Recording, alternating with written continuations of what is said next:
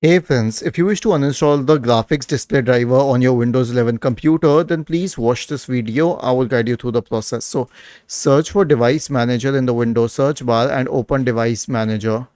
Expand the list for display adapters.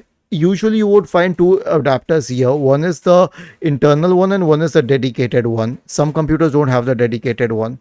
Now to remove either of the adapters, simply right click and select uninstall device.